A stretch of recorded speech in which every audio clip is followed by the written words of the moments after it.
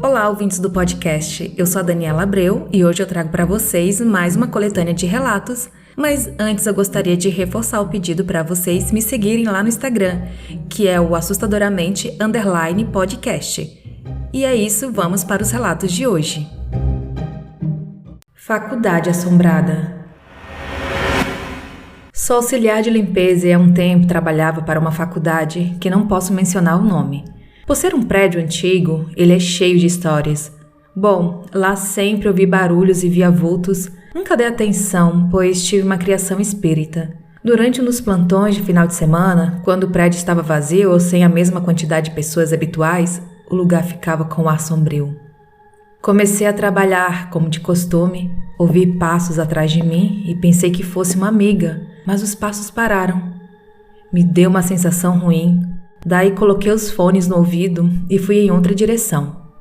Quando entrei no outro corredor, minha amiga estava vindo em minha direção, branca feito papel. Parecia que tinha visto um fantasma. Ela disse que ouviu passos e pensou que fosse eu. E ainda perguntou brincando se eu queria assustá-la. Mas quando ela se virou, não tinha ninguém no corredor. Ele estava completamente vazio e todas as salas estavam fechadas. Contei para ela o que havia acontecido comigo e depois saímos juntas do prédio. Por uns dias fiquei bem assustada, mas passou, pois peguei o hábito de trabalhar com fones de ouvido. Depois disso, outras coisas sinistras aconteceram que me levaram a crer que esse prédio, além de antigo, também é assombrado. Outra situação que aconteceu nessa faculdade foi a seguinte. A faculdade de medicina usa corpos não reclamados para estudo. Um dia, eu e minha amiga tivemos que limpar a sala em frente à sala de anatomia.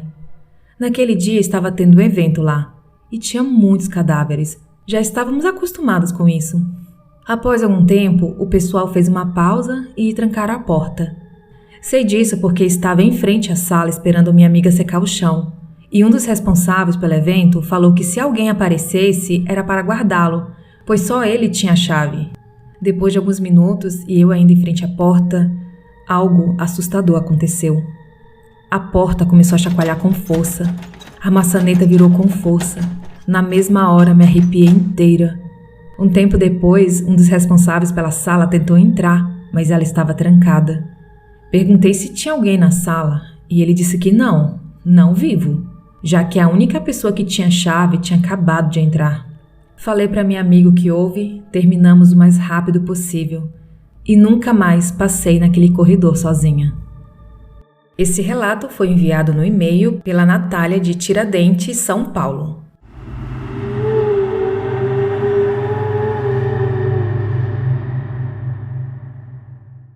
Uma presença que atormentava minha avó.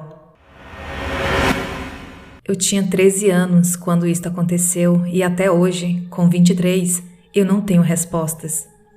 Minha avó era debilitada fisicamente e já estava bem idosa. Ela era uma pessoa muito crente sobre o mundo espiritual, uma pessoa muito boa e de coração puro. Só que algo a atormentava durante algum tempo. Ela sentia um cheiro muito forte, como se fosse de um peixe apodrecido há muito tempo. Ela vinha reclamando muito disso para mim e para minha mãe, mas ninguém sentia esse cheiro. A minha avó culpava uma vizinha, achava que ela colocava algo podre só para pirraçar. Pobre mulher, ela se mudou de casa somente por isso e ainda assim esse cheiro continuou na mente da minha avó. Foi aí que eu e minha família começamos a pensar que ela estava ficando meio fora de si ou alucinando. Passou um tempo e o cheiro deu uma trégua e para todo mundo na minha casa estava tudo bem com ela. Até que um dia fui visitá-la e ela reclamou para mim que aquele cheiro estava insuportável mais do que nunca. Falei que eu iria dormir na casa dela nesse dia, pois eu tinha um costume de dormir lá às vezes. Mas nesse dia ela não quis. Minha tia também se ofereceu para dormir lá, mas ela também não quis. Enfim, mesmo com o cheiro atormentando, minha avó me tratou muito bem, como sempre. Fiz muito carinho nela. Ela fez pipoca para mim e assistimos TV. E logo após voltei para minha casa. Dormi e quando amanheceu, minha avó estava tendo um AVC, que culminou em sua morte. Foi uma tristeza enorme para nossa família e para nossa vizinhança, pois ela era muito querida. Passou-se o período de luto e eu, minha mãe e minhas tias fomos limpar a casa da minha avó, que morava sozinha, e começamos a sentir um cheiro insuportável. e não conseguíamos distinguir de onde vinha, pois mesmo que minha casa fosse no andar de cima, eu, meu pai, minha mãe e minha irmã nunca tínhamos sentido nada igual. O cheiro era horrível. Ali percebemos que poderia se tratar de uma presença demoníaca atormentando minha avó por todo esse tempo. Às vezes eu desço lá para ficar sozinho, tocar um violão ou fumar um cigarro. Eu sinto que ainda existe algo ali no quarto onde ela morreu. Felizmente nunca vi nada, mas sinto uma tristeza muito grande. Esse relato foi enviado no e-mail pelo Érico de Camaquã, Bahia.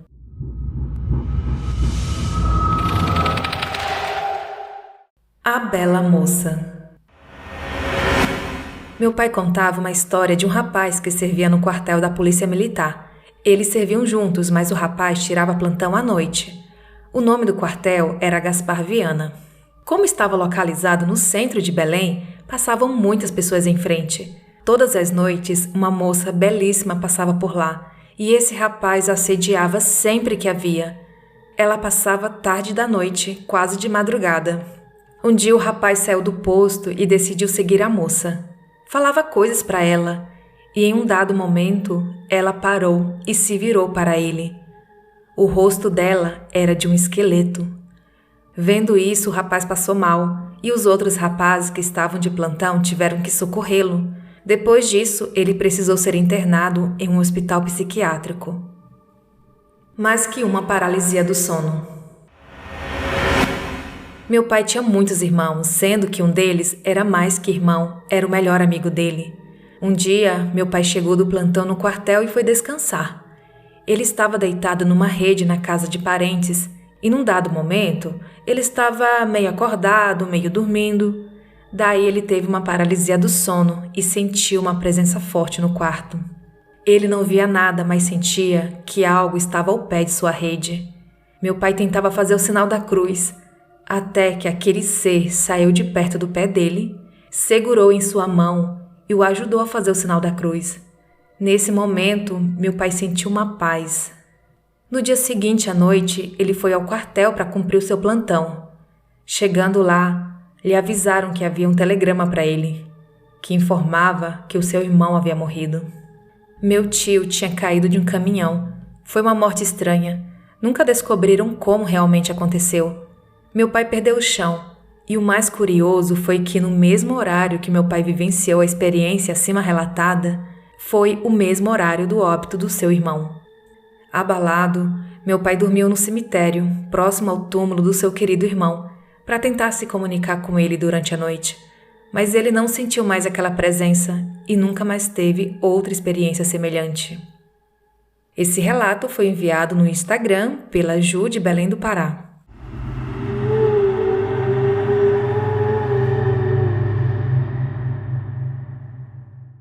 Pés descalços.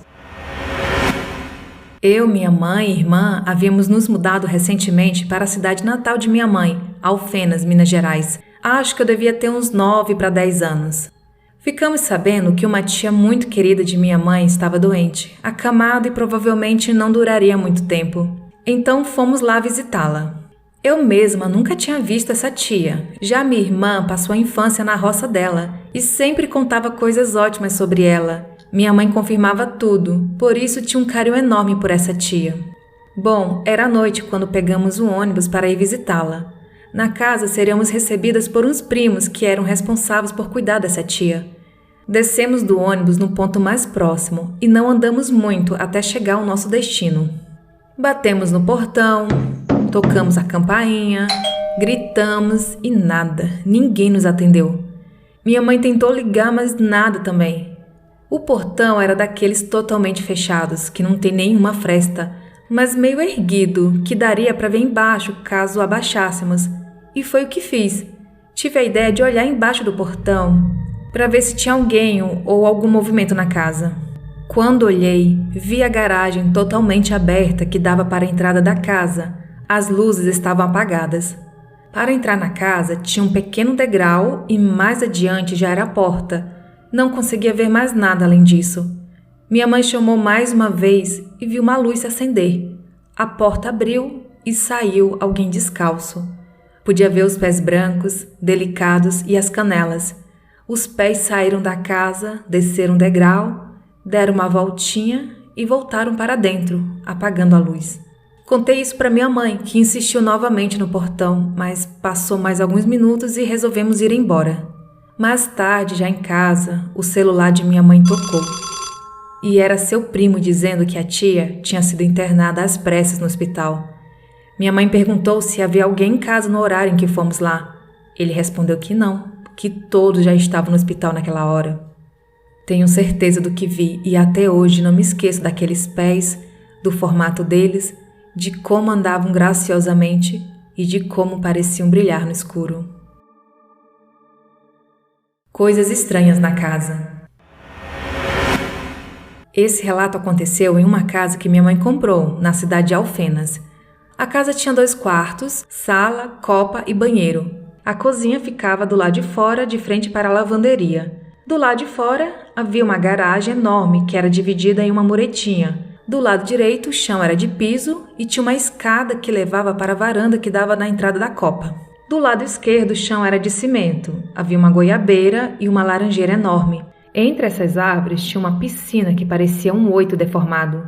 À frente da laranjeira, à direita, tinha uma escada de cimento que dava na cozinha e, do lado esquerdo, uma porta de metal, onde ficava o portão. Se você parasse na rua e olhasse para a casa, veria 2 janelas. Uma com uma jardineira, que era o quarto da minha mãe, e do lado esquerdo, uma janela fechada de vidro, mas não tinha como entrar nesse quarto escondido, não havia portas. Subindo a escada de piso, se olhasse para cima, o teto era de madeira e era o chão do quarto, impossível de entrar. Sempre brincava na garagem e ouvia coisas naquele teto, arranhados, batidas, coisas assim.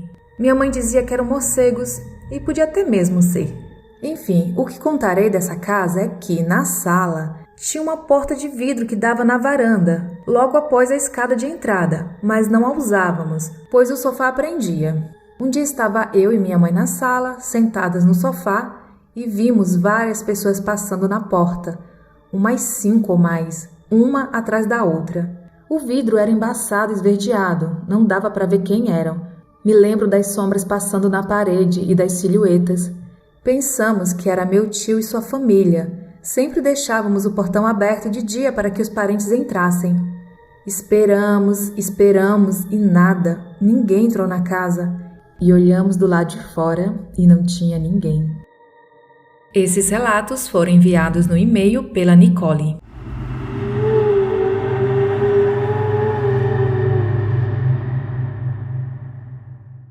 Vamos ouvir agora o relato que a Kelly enviou para mim lá no Telegram. Gente, a Kelly, ela enviou também um outro relato que foi que fala da cabeça do primo em cima do móvel, esqueci o nome, mas um relato bem legal. E ela conta o relato assim que dá vontade de sentar, pegar um banquinho e sentar do lado dela. Ela conta muito legal, tanto que eu prefiro deixar com a voz dela. Gente, um relato interessantíssimo que fala sobre essas pessoas que não desapegam. Eu não vou dar spoiler, vamos ouvir agora o relato. O nome do relato é Pio Nogueira. Vou contar uma que aconteceu com o meu avô. Meu avô já é falecido, isso faz muitos anos. Minha mãe era pequena, onde ele morava no interior de São Paulo. A cidade lá chama Aparecida do Oeste. Quando meu avô foi para lá, que meu avô era do norte, e ele veio para São Paulo, assim, ele e minha avó muito humildes, vieram assim com a roupa do corpo e construíram tudo que eles tinham, os 2 já são falecidos. Mas enfim, quando eles chegaram lá e compraram um sítio, toda aquela região, como se fosse o bairro aqui em sítio a gente não fala bairro, né? Mas toda a região ali em volta do sítio dele era antigamente de uma única pessoa, de um cara que o nome dele era Pio Nogueira. E aí, quando esse homem faleceu, a família, não sei quem, dividiu todas as terras, porque era um lugar muito grande, eram muitos hectares, dividiu e vendeu separadamente várias terras, né? Aí meu avô comprou um desses sítios. E aí, né, todos os sítios eram separados por cercas de arame farpado, tal, bem tradicional aqui de São Paulo. E aí, com o passar dos anos, minha mãe já era criança, assim, não era um bebê, né, já era criança. Meu avô estava um dia voltando da cidade E naquela época eu tinha muito costume de andar quilômetros a pé, mesmo à noite, né? E meu avô tinha voltado da cidade, que ele tinha vendido algumas coisas da roça dele, tava voltando a pé. E aí, pela estrada de terra, ele via alguém indo mais na frente dele com um lampião aceso. Ele não conseguia ver a pessoa, ele só via a claridade do lampião porque estava bem longe. E ele estava vindo sem nada, porque com a luz da lua, né, no interior, assim, essas terras mais planas, você enxerga tudo muito bem, né? Mas como ele viu alguém na frente dele com um lampião, ele falou: eu vou correr um pouco mais e vou pegar a rabeira na claridade do lampião dele, como ele dizia. E aí ele corria, quando ele estava quase perto, quase a ponto de enxergar aquela pessoa, a luz pulava, saltava para muitos metros para frente. Aí ele achava aquilo estranho. Meu avô cansado naquela época, assim, sabe, esses matutos do mato, ele nem pensou em nada. Ele só corria mais. Ele tentou umas 3 vezes e a luz avançava de novo para frente. E aí depois ele chegou em casa, contou isso e ele teve 12 filhos, né, no total. Então minha mãe era pequena, mas já tinha alguns irmãos dela que já eram adultos, assim, jovens adultos. E aí ele comentou, ele falou: "Ah, pai, isso é comum. Isso a gente acha que é o Pio Nogueira. Porque todo mundo vê essa luz." Corria a lenda lá que, mesmo depois de falecido, ele continuava correndo a cerca dele. Correr a cerca quer dizer passar com o lampião conferindo à noite se a cerca está intacta, porque às vezes pode acontecer de um gado estourar e aí todo gado fugir, né? Então ele tinha o costume de, quando as terras todas eram dele, de correr a cerca com o lampião. E mesmo depois de falecido, ele continuou fazendo isso. E o que é interessante é que esse Pio Nogueira, ele continuava sendo visto por muitos anos e por todo mundo. E não era uma coisa assim rara. No mesmo horário ele passava. Era tipo, por exemplo, entre 6 e 7 horas da noite, ele passava correndo a cerca de todas as pessoas que antes eram na terra dele. Inclusive, eu era pequena, eu acho que eu tinha uns 6 anos de idade, eu fui passar férias no meu avô, ele ainda tinha esse sítio nessa época. E a gente estava sentado num banco embaixo da árvore, bem perto da entrada da casa dele, né? Que tem o terreiro em volta da casa e a cerca que corre em volta desse terreiro. Tava todo mundo ali sentado à noite, com a luz do poste de dentro da casa dele, e a gente contando coisas ali, papeando depois do jantar. E a gente viu a luz passar na estrada, assim, metros da gente, assim, muito perto. A gente só vê uma claridade forte, mas ela é um foco andando e você não vê ninguém, você só vê a luz passando. E é tão corriqueiro que ninguém se assusta, tudo tranquilo. Eu acho que quando eu ouvi falar que parou, eu já devia ter meus 11, 12 anos, mais ou menos. Então, assim, lá virou uma coisa comum. Todo mundo sabia que era o Pio Nogueira, ninguém se assustava mais e tudo certo.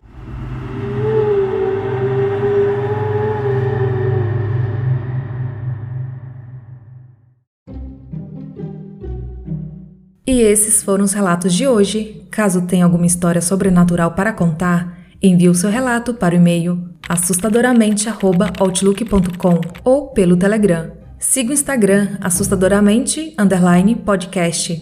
Os links estão na descrição deste episódio. Se estiver me ouvindo pelo Spotify, me qualifique dando 5 estrelas. Siga o podcast em seu agregador de áudio e ative as notificações para não perder nenhum episódio. Até a próxima quarta!